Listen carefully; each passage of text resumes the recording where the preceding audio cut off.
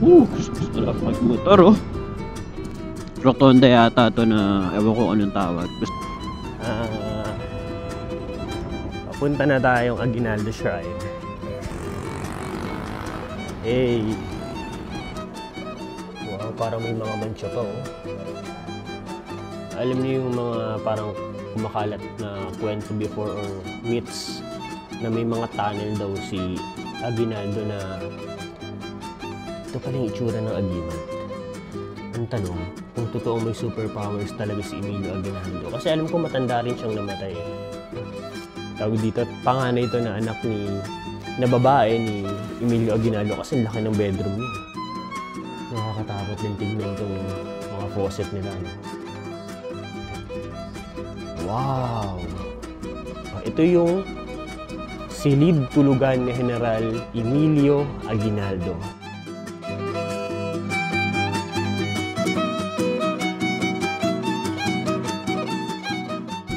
Ngayong araw guys, vlog po tayo. Motovlog tayo, syempre. Nakakamiss din mag-motovlog sa YouTube. Ngayon po, binabaybay natin ang Imus Boulevard. So siguro naman nakita mo na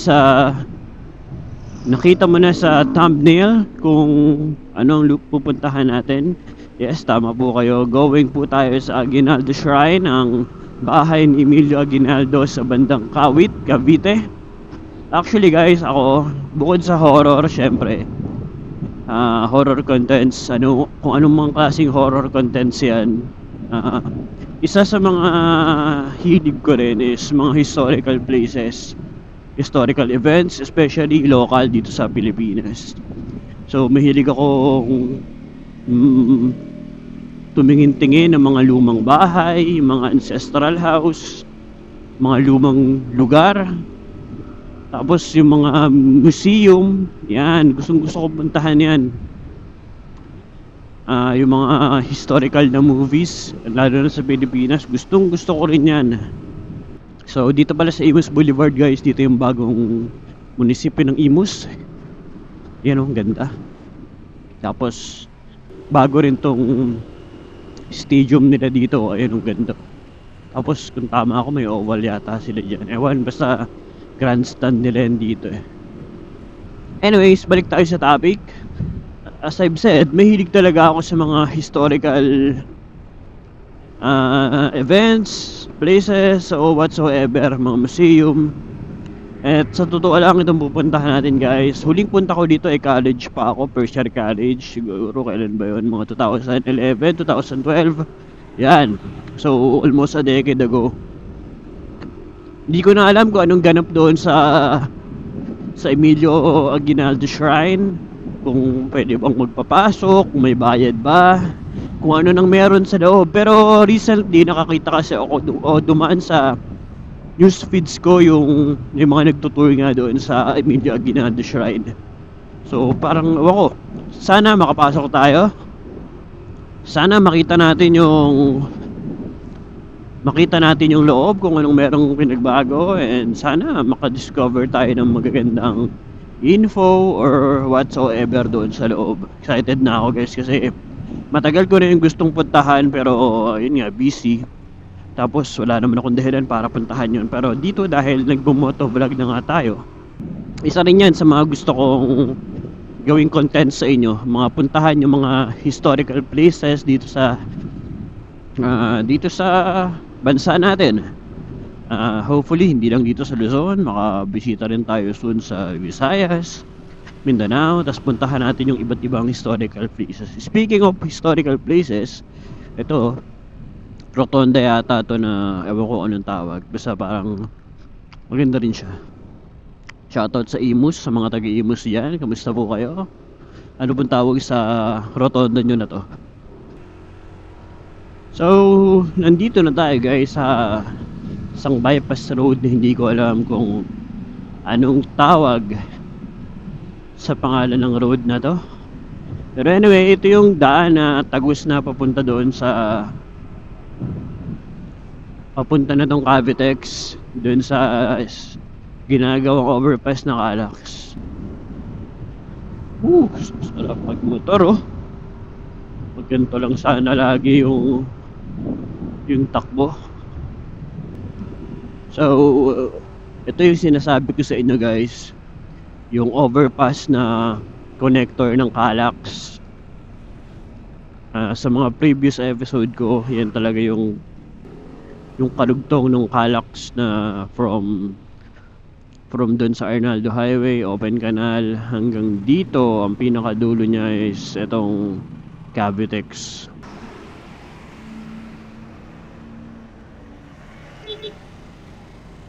Thank you.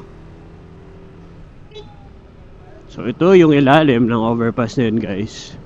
Pero hindi yan ang ating goal ngayong araw na to. Excited na ako. Sana makapasok tayo guys. So itong lugar na to guys, Kawit na to. Maamoy mo na dito yung amoy ng dagat. Dito maraming talaba, tahong, at kung ano-ano pang seafoods. And speaking of, ayun, tahong tsaka talaba. Ayun, nakikita ko na yung ano guys, oh, yung Aguinaldo Shrine, yung tower na red na yan, yan. Pero kakanan tayo dito kasi bawal dumaan dyan eh.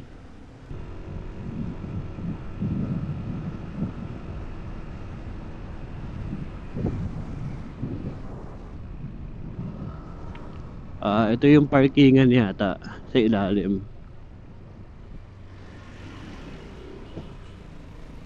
Ayan, dito yung parkingan.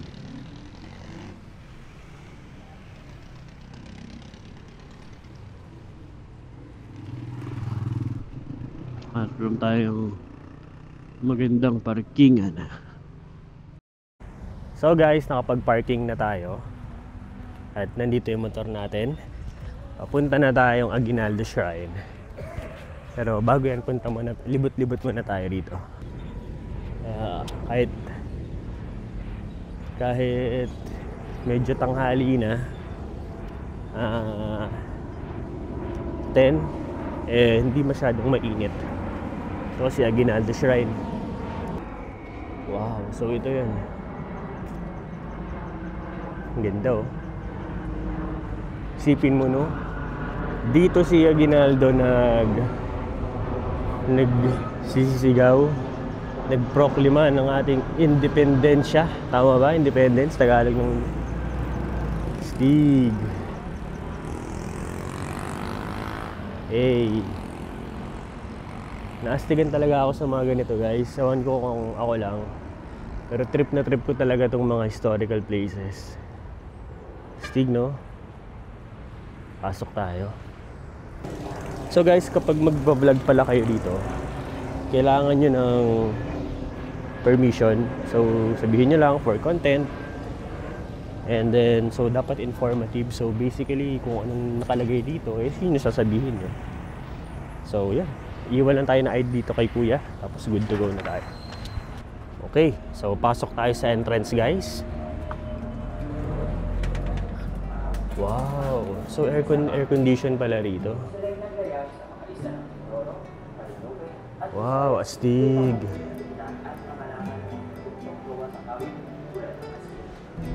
Vara di Mando, isang reproduksyon ng Vara di Mando ni General Emilio Aguinaldo. So, para siyang baston. Ito, nakita ko to guys sa vlog nila eh. Ito, original daw to na bowling alley ni Emilio Aguinaldo. Imagine niyo yun. Dito siya naglalaro before. Stig! Ito yung parang layout ng bahay niya. Stig! Ito si Emilio Aguinaldo. Pogi rin eh, no? Pinoy na Pinoy. Pero alam ko parang may lahi siyang Chinese eh. Pero konting-konti na lang. Pero Pinoy na Pinoy siya, no? Alam mo yung tsura talaga ng mga lolo natin. So ito yata yung mga lumang gamit ni Emilio Aguinaldo. Wow, parang may mga mancha pa, oh. Galing. Ito yung boots niya.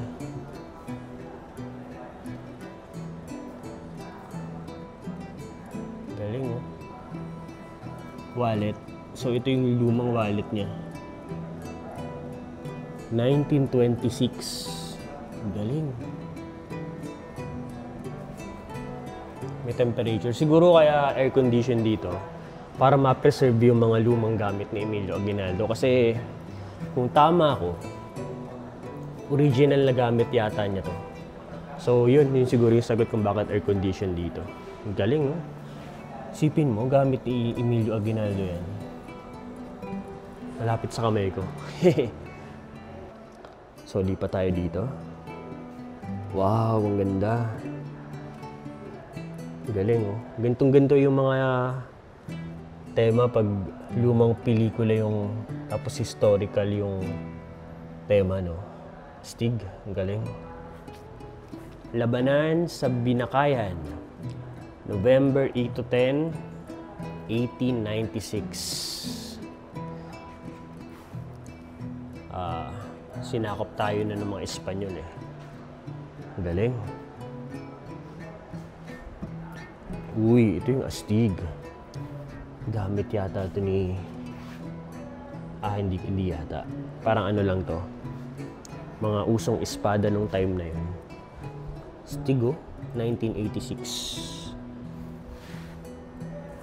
Ganda. Ito. Ang panunumpa sa may tansa. Matapos mahalal sa Tejeros noong 22 Marso 1897, nanumpa ang mga opisyal sa pamahalaang revolusyonaryo sa kumbento ng Tansa noong 23 Marso 1897 sa paanyaya ni Padre Zenon Fernandez, kura paroko ng Tansa. Galing. Ang panunumpa sa Tansa. Yung nakita ko sa vlog, guys, ito raw yung mga tunnel di umano na connected. Alam niyo yun, yung mga parang kumakalat na kwento before or myths na may mga tunnel daw si Aguinaldo na connected sa iba't ibang lugar dito sa Cavite. Ito daw yun. Pero sabi nila, hindi naman doon nila masyadong napatunayan yun. So kung meron ngayon, siguro natabunan na, whatsoever. Pero astig pa rin.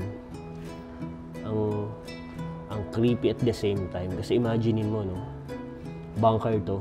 Kasi diba dati uso na yung bombahan. Gera kasi yun. Astig.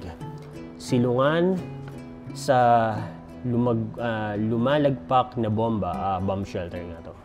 Astig. Tapos, nakita ko rin sa vlog, ito yung mga medalyon ni Emilio Aguinaldo. Philippine medals. Tapos mga cuff and pins. Tapos ito yung isa sa mga nagbigay sa akin ng interest dito sa magpunta dito. Kasi mga agimat daw to. Hindi pa ako nakakakita ng agimat. Ngayon, no, di ba sa horror stories ko, may mga agimat di umano. Ito pala yung itsura ng agimat. Ang tanong, kung totoo may superpowers talaga si Emilio Aguinaldo. Kasi alam ko matanda rin siyang namatay. Hindi ko alam kung tama yung pagkakaalam ko. Tapos, eto, mga dasal, oh. Astig. Badaritis Salanas. Mga paper amulets, oh. Paper amulets with Filipino, Spanish, and Latin incantations. Oh, Mesume, Mutum, Mum. Ayokong basahin. Kasi ako familiar din ako, guys, sa mga dasal ng Latin kasi nire-research ko rin yan. Pero dito, first time ko lang makakita ng ganito. Mga agimat. Ito pala siya. Wow. Amazing. Philippine National Flag, designed by Emilio Aguinaldo, 1898.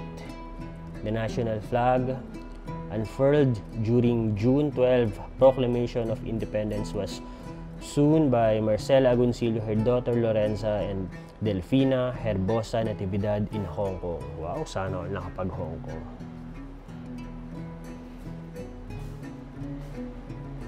Ito siya. Ito ro, parang life-size portrait niya raw ito, eh. So parang kasing tangkad ko lang siya. 5'3", 5'4".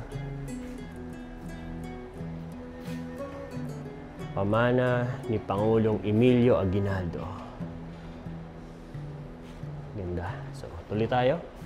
Revealed between the lines. So, dito guys, hindi na kayo malilito kung saan pupunta kasi may parang alley na siya na susundan nyo.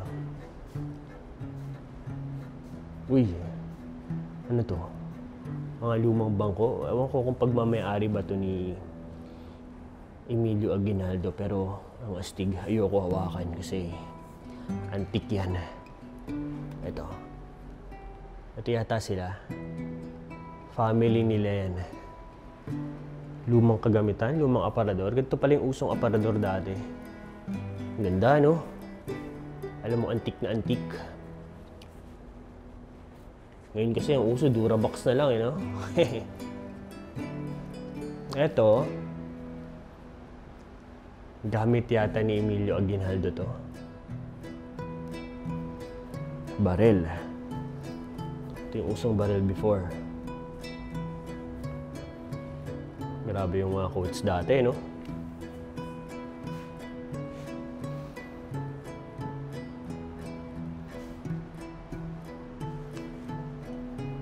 Dito guys, yung feeling mo parang ano talaga.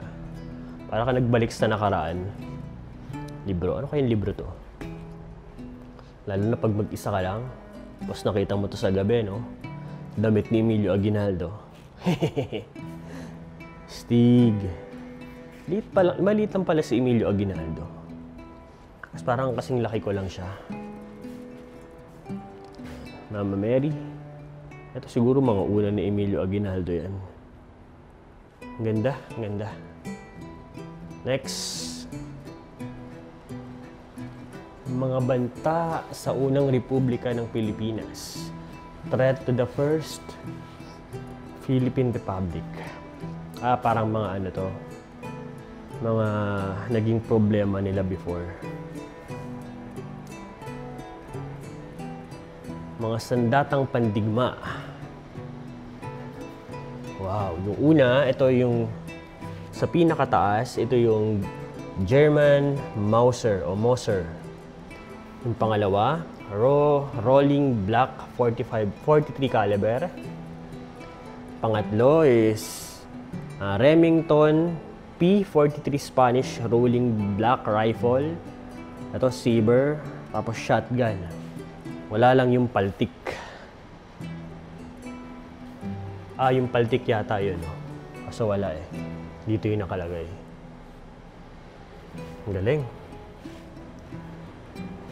Uy, ito naman yung mga tsinelas ni... maliit nga lang na tao si Emilio Aguinaldo. Maliit lang yung mga sapatos niya. Stig, no? Imagine mo, ito yung sapatos niya.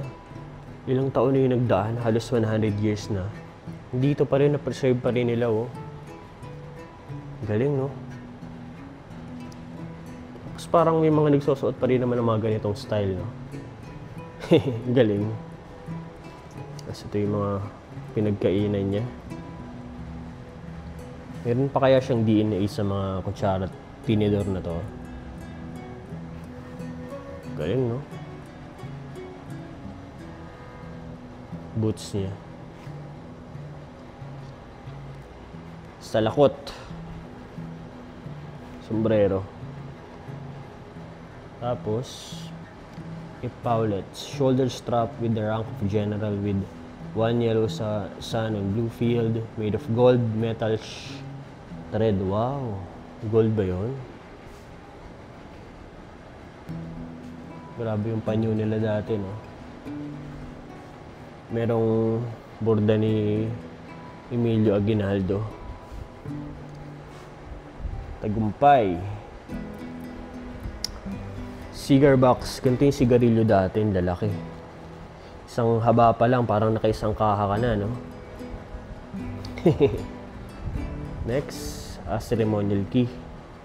Kalikot. Tray with pens. Tapos, chess set. Uso na rin pala yung chess dati, no? Galing.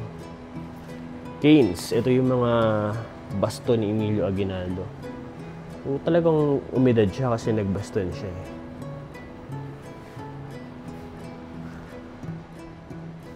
Ito may mga sandata pa rito. Ito sa mga sandata ng mga luma. Talagang gustong-gusto ko rin to. Number 1, Chris. Ito yung Chris. Number 2, Kampilan. Yan. Ganda oh. Number 3, Kampilan din yung number 3. Magkaibang version lang. Hindi. Almost the same lang din. Kala ko magkaiba. May mga konting pagkakaiba lang. Pero parehas silang Kampilan. So, itong 4 to 6 spear din to guys. Sibat. Pero, iba-ibang design. Ganda oh. And last, yung 7 is yung saan ba to? Shit.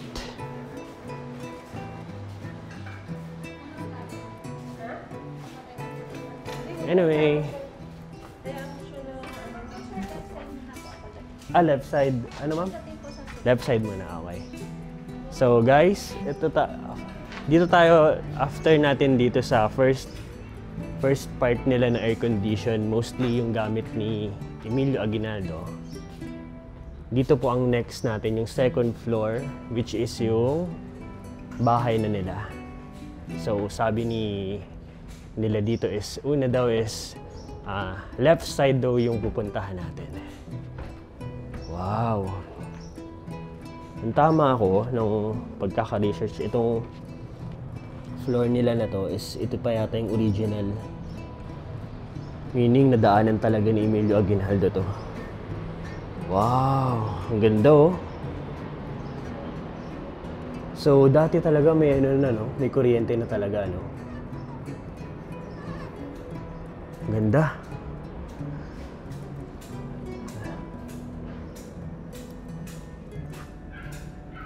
Silid patungo sa torre. Ito yata yung papunta sa taas, guys. Wow. So, ito yung unang kwarto dito sa second floor. Yung main house nila. Isa sa mga anak ni Emilio Aguinaldo. So, ang anak niya ay sina Cristina, Maria at Carmen. Okay. Hindi ko lang alam kung tama yung pagkakasunod ko. Baka kay Cristina to. So, correct me if I'm wrong. Ganda oh. Wow. Imagine nyo dito sila natulog dati. Yung mga lumang gamit na yan, oh. Almost 100 years old na. Stig. Di pa tayo, guys. Next, bedroom. Ayan oh, ang ganda ng salamin oh. Amazed na amazed talaga ako sa mga lumang salamin. Pero huwag kang titingin sa gabi. Nakakatakot. Ito, so, yan si Emilio Aguinaldo. Ewan ko lang kung makikita nyo guys. Tapos siguro yung tatlong babae sa likod niya ay yung mga anak niya. Galing, no? Wow. Ganda. Tapos ito mga coffee shelves pa to. Ganda. Ngayon na lang din ako ulit nakakita at nakahawak ng coffee shelves. No? Kaya tinawakan baka masira natin. Ito yung mga lumang pinto. Ganda oh. Dito talaga ako na-miss. Lumang switch. So ito, the next bedroom. Ayun oh, ganda. Medyo siguro panganay ito na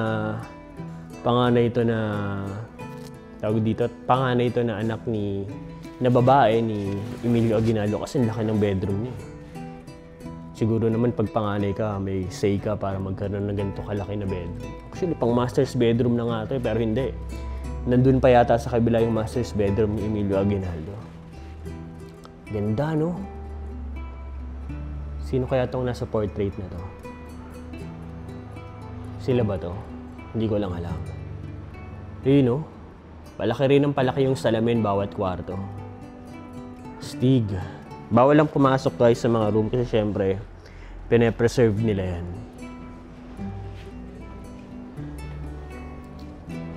Ayan oh, ang ganda.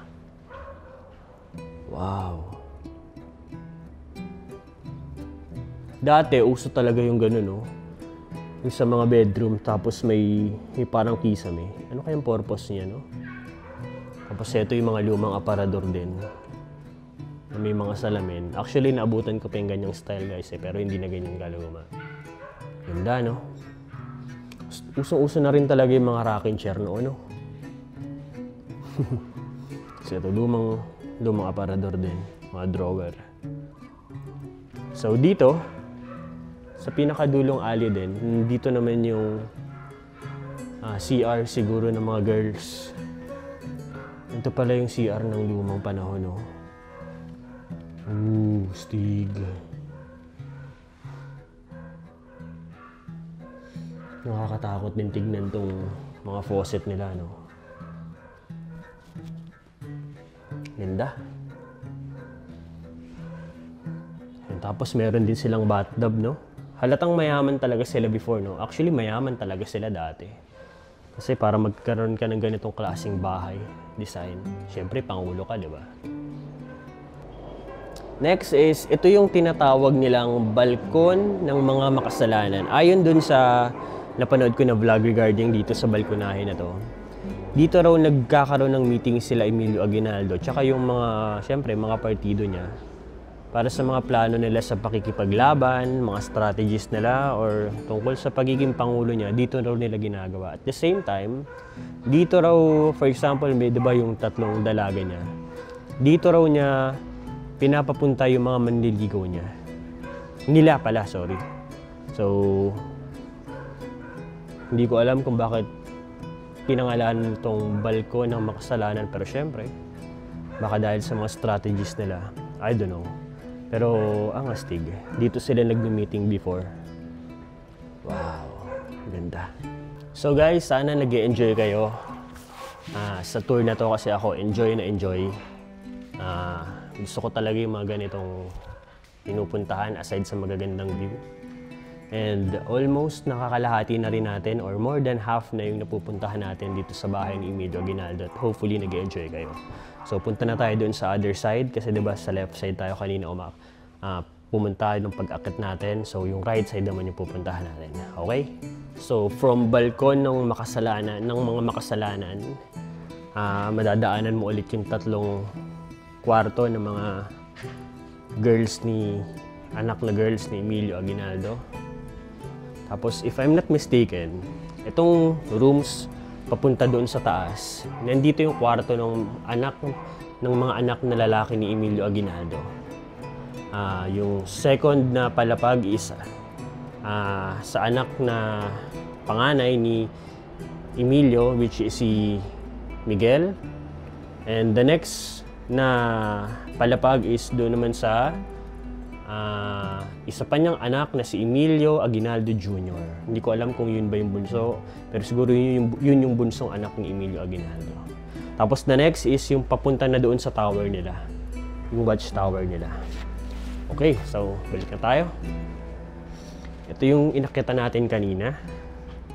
Yan, so dito naman tayo sa right side. Wow! So dito, yung main living room nila. Galing. Yung parang pinakasalas nila, dining area. Wow.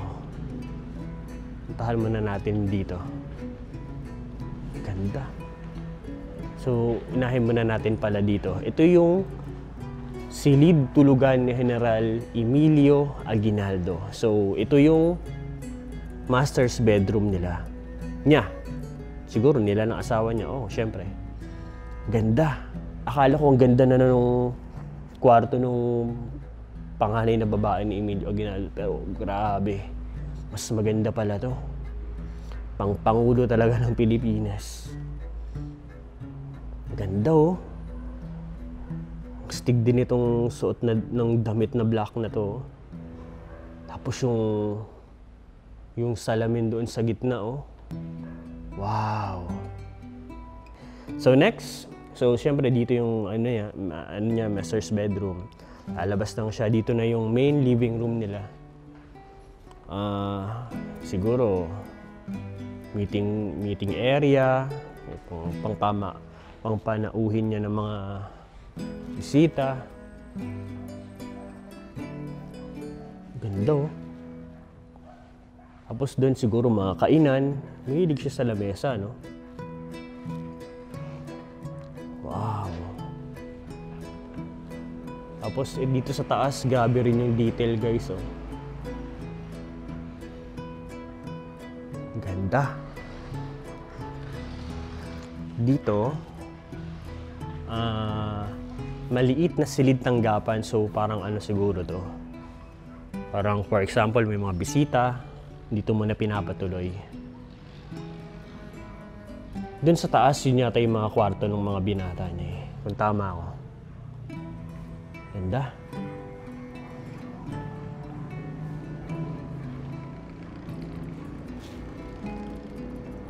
Wow. Tapos doon yata yung harap, guys, oh. Doon siya nagwagayway ng ating patawat ng Pilipinas. Ang ganda. Tapos piano. Ito yung piano niya. Yun, oh. Tapos dito yung formal na silid kainan. Ito yung dining area talaga nila. Laki, no? Meron dito. Siguro dito talaga yung main family. Tapos mga servants or siguro ibang kapamilya, kamag-anak dito. Ang ganda. Tapos dito sa taas, nandito yung mapa ng Pilipinas. Wow.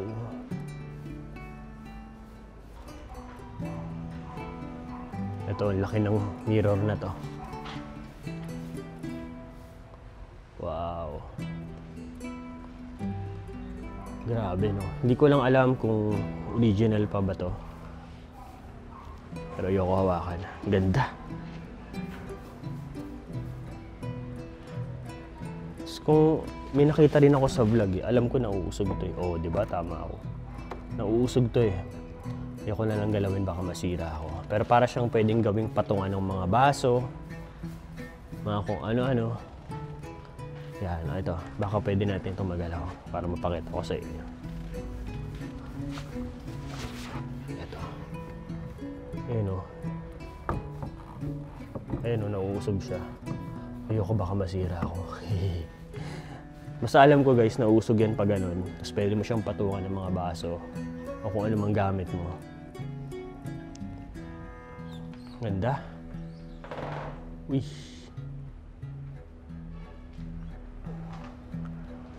Tapos ito, siguro tanggapan din ng mga bisita. Ito, alam ko nagagalaw din to eh. Ayan o.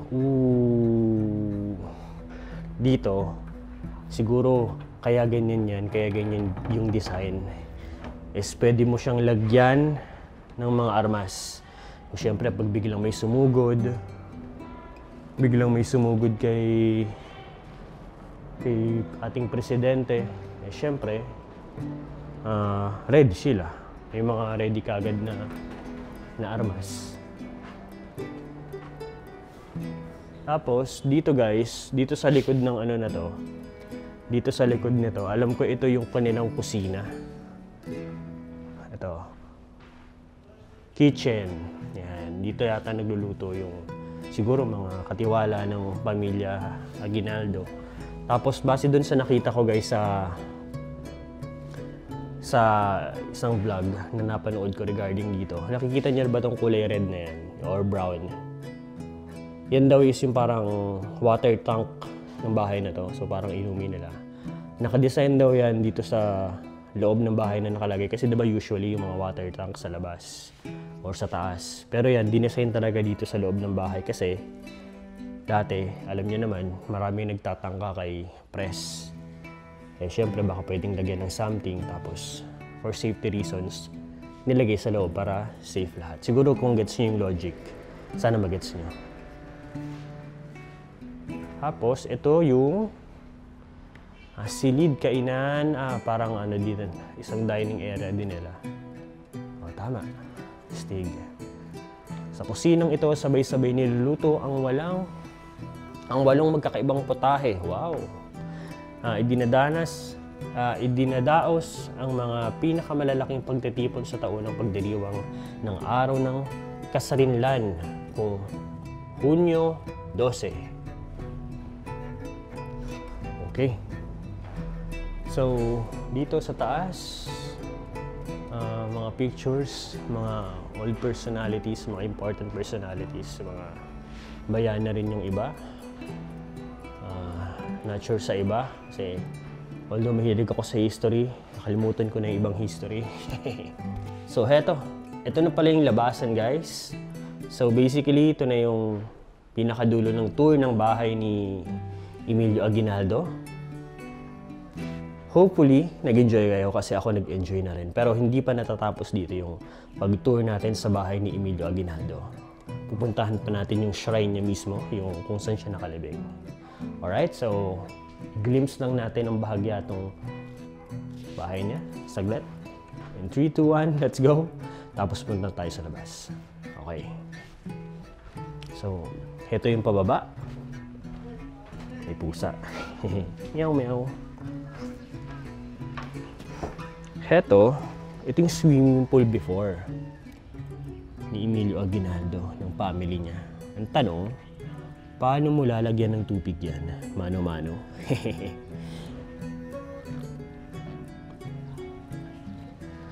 So, ipinanganak siya 1869 at namatay siya noong 1964. So, almost a siglo din. 95 years old siya. Sana all. Sana makaabot ako sa ganitong edad. Kaya pala siya maraming baston. Now I know. Stig. So, ito yung back view. Likurang view ng bahay ni Emilio Aguinaldo. Ayun yung tower na sinasabi ko, guys. Tapos yun yung, hindi na natin pwedeng puntahan yun eh. Yun yung dalawang sumunod na floor at tatlong sumunod na floor. Nandoon yung dalawang kwarto ng kanyang anak. So guys, dito ko natatapusin ang ating tour dito sa bahay ni Emilio Aguinaldo sa Aguinaldo Shrine dito sa Kawit. Maraming salamat sa pagsama sa akin and kita-kits tayo sa daan. So yun, maraming salamat guys sa pagsama sa akin sa araw na to sa kakaibang adventure. Although hindi pure motovlog to, pero hopefully nag-enjoy kayo kasi isa yun sa mga content na gusto kong gawin guys, yung motovlogging at the same time punta sa mga ganong klaseng places o historical events o yun, sa mga ganong klase. And suggest kayo guys kung may gusto pa kayo puntahan ng mga ganong klaseng lugar. Suggest din kayo kung ano pang gusto nyong gawin natin dito sa ating channel na to. Ay yung mga boss, suggest din kayo ng mga lugar na pwede nating puntahan. Yun. Hopefully, nag-enjoy kayo and hopefully nabigyan ko kayo ng kunting entertainment. And ngayon, uwi na ako dahil magtatrabaho pa tayo sa kapilang channel natin. So, dito ko natatapusin ng vlog guys. Ako si Paul ng Motopod Adventures. Ride safe, ingat sa inyong lahat. God bless us all. Yun lang. Hanggang sa susunod na ng ulit na adventure.